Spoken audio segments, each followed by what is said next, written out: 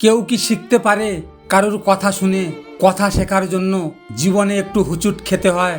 মনে রাখবে, সেই সব লোক আমাদের দিকে আঙুল উঠাতে পারে যাদের আমাকে ছোঁয়ার কোনো যোগ্যতাই নেই। মনে রাখবে, যখন তোমাকে কারোর সামনে তোমার নিজের পরিচয় নিজেকেই দিতে হয়, ভেবে নিও সেখানে তোমার আর কোনো মূল্য নেই। বেশি ভাবনা চিন্তা বাদ দাও আর সেই দুনিয়া থেকে বাহিরে এসো। কিন্তু সেটা সত্যি নয়, কিন্তু সময় কোনোদিন ভুল বলে না। ব্যাস, সত্যি কিছু দেখানোর জন্য একটু সময় লাগে।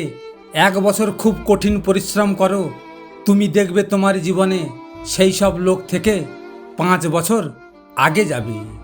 তোমাকে আগে জীবনে জয়ী হতে গেলে একেলাই আগে চলতে হবে। লোক তো তোমার পেছনে তখনই আসবে তুমি যখন জীবনে জয়ী হয়ে যাবে।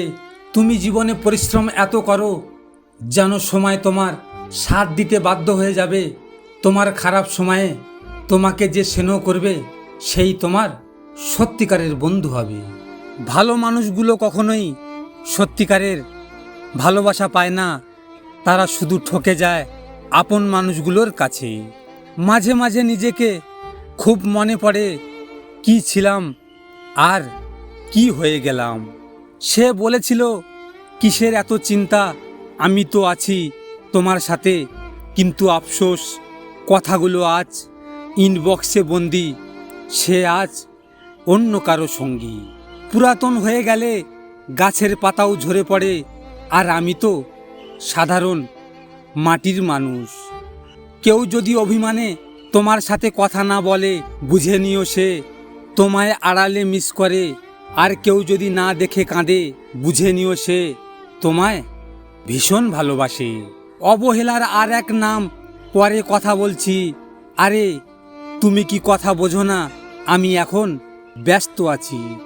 মানুষকে বিশ্বাস করতে করতে এতবার ঠকেছি যে মানুষের উপর থেকে বিশ্বাসটাই উঠে গেছে। ভিডিওটি ভালো লাগলে পাশে থাকবেন।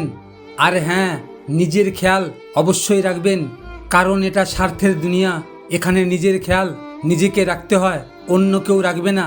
দেখা হচ্ছে পরের ভিডিওতে। ভালো থাকবেন, সুস্থ থাকবেন।